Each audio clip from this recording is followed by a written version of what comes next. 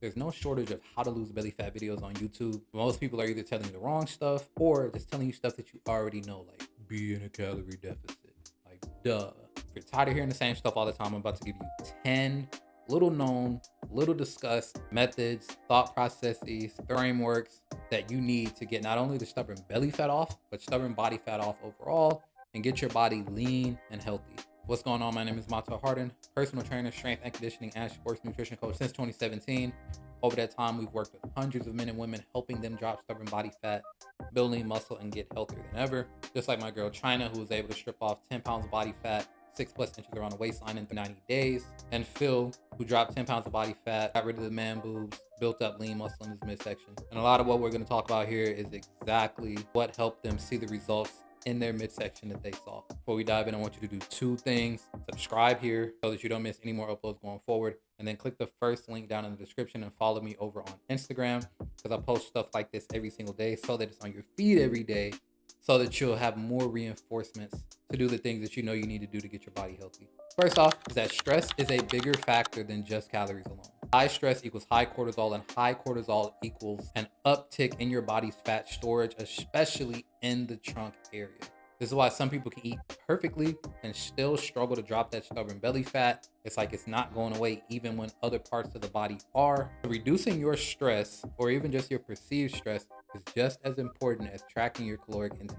Get enough quality sleep, be involved in less drama, stop solving OPPs, in other words, other people's problems. Figure out a way to live a more mellow, relaxed life, and your body and health will reflect that. Secondly, is that you cannot spot reduce body fat. This one is probably one that you've heard before, but that doesn't mean that you haven't tried to spot reduce your belly fat. You can't crunch your way to a flat stomach. You can't apple cider vinegar your way to a flat stomach. Fat loss is systemic, and the majority of the body fat around your midsection is going to be what's called hormonal fat. This is fat that's accumulated as a result of some hormonal imbalance. So the quicker you can regulate your body's hormonal health, the quicker you're going to get rid of that belly fat. So if you want to spot reduce some belly fat, get your hormones in order. There is that sleep controls your craving. When you get poor sleep, your body actually upticks your hunger hormone in an effort to give you some more energy throughout the day. So it wants you to eat, especially more fast burning carbs, things that hit the bloodstream quickly. Kind of get in this cycle where you're always looking for something to eat, and you always need to snack and graze. And then once those floodgates open, it's a wrap. Please prioritize your sleep, because if you don't prioritize your sleep, you're not going to eat well. And if you don't eat well, you're going to gain body fat. And if you gain body fat, your hormone, like, it's a cyclical effect that all starts with sleep. Everybody thinks that the day starts when you wake up, but your next day, if it's Monday, your Tuesday starts with how you sleep on Monday night. So start looking at your sleep as the real start to your day, and it'll make a huge difference. Number 4 is that cardio is not the king of fat loss. I know that you probably went walking or running 60 minutes a day, 7 days a week a few years ago, and you lost 20 pounds when you did it. But tell me this, did it stop working after a while? The answer is probably yes. Most people run themselves into the ground and tear their body apart with cardio. But lifting weights and strength training builds up that lean muscle, and it increases your body's metabolism over a long period of time. If you are not strength training as the basis of your workout foundation, and then adding cardio as a supplemental health benefit, heart health benefit on the back end, then you are leaving a lot of progress on the table. 5, eating too little can backfire. For a week or two, you might be able to eat 500, 1,000 calories a day, or whatever crazy crash diet you're on, but your body will adapt. It will start to burn fewer calories. It will start to pare down your lean muscle. It'll start to make you move a lot less. You'll be a lot more sluggish and lethargic.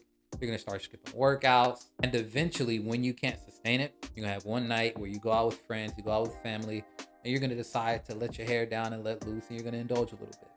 And it's like you are going to become an absolute ravenous wolf at the dinner table. As soon as you finally break out of that 500,000 calorie prison you've put yourself in, there is going to be no end in sight for you. And within a couple of weeks, you will have gained all that weight back. You want to eat a consistent diet with around 150 to 200 grams of protein, 20 to 30 grams of fiber, and most likely anywhere from 1,500 to 2,500 calories, just depending on your height, your size, your activity level, all that good stuff. And then number 6 is that alcohol is actually harder on your belly fat than junk food is. See, when your body consumes alcohol, every other process stops. the muscle building process, the hormonal regulation process, everything stops in an effort to get rid of this toxic substance that has entered the bloodstream. It also causes a lot of negative health effects hormonally. And just like we talked about earlier in this video, if your hormones are imbalanced and dysregulated, then you are going to accumulate body fat around the waistline, around the chest area if you're a guy, places that it's not supposed to be, and places that are most detrimental to your health. I'm not anti-alcohol, but I am anti-consistent alcohol consumption if your goal is to improve your health. So you really want to mitigate that as much as you can. My personal recommendation is about 1 to 3 glasses a week. I know that's going to seem crazy to some of you guys watching and listening, but the stats and the numbers are the stats and the numbers. It's just a net negative when it comes to your health, and something that you for sure want to mitigate and even try to eliminate if you can. Number 7 is that hormones change with age. Now, I'm sure I didn't need to tell you this. You've probably experienced it firsthand, but I will say that your habits impact the rate and the severity of the change more so than just your age. But testosterone, estrogen, insulin, these things kind of start to change from 30 to 40 to 50 and beyond. And that's exactly why what worked in your 20s might not necessarily work for you at 35 or 43. I'm 29 currently, and what worked for me at 19 doesn't necessarily work now. Your training, your nutrition, your lifestyle, your recovery, it all has to adjust, and you have to be open to changing up your habits and changing up the way that you've done things as you continue to age if you want to keep your body healthy and fit. Number 8 is going to be movement outside of the gym matters more than you think. Absolutely want you to go get a workout, and we absolutely want you to bust it, 3 to 5 days a week in a structured training session. But that is still 45 to 60 minutes of your total day.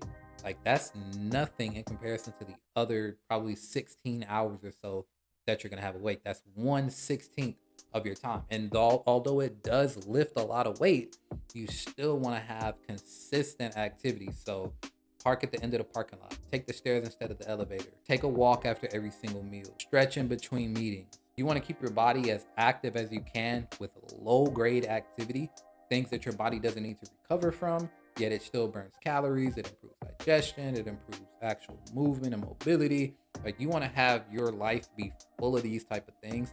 It's going to be so much easier to stay healthy and fit. Number 9 is that consistency beats perfection every single time. Most people really quit after 2 or 3 weeks when they realize that their belly fat hasn't magically disappeared, even though it took years for them to accumulate. They also want to front load their journey. So it's like, oh, I'm going to work out every single day. I'm only going to eat this and this, because you want to try to rush it. You want to try to flash cook the transformation, and our bodies just don't work that way. Honestly, nothing works that way if you think about it. Dating, parenting, business, like, everything has a process, an order. And if you try to circumvent that, or if you try to flash cook that, you are not going to reap the rewards that you want to see. Don't try to be perfect for a little bit. Try to be consistent for life, and you'll be much better off. And lastly, losing the stubborn belly fat is 90% lifestyle and 10% hacks. The hacks and the strategies and the things that you've probably watched in the past, they will do very little to get your body where you want it to be if you are not living the lifestyle of somebody that's lean and healthy. Like I said, there are no cheat codes to it.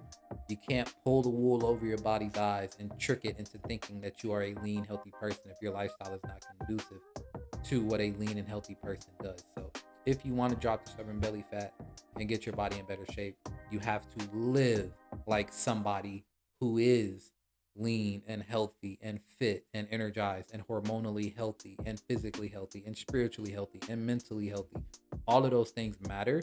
And until you realize that they do, and they're all encompassing in your health system, then you're probably not going to get the stubborn belly fat off. All right, so that's it. Those are the 10 things that I feel like are little discussed or overlooked when people are trying to drop stubborn belly fat. The reason I care about this so much isn't because I just want you to look great. Like, I think that's a very good thing. It's a very good place to be in when you feel good about yourself physically.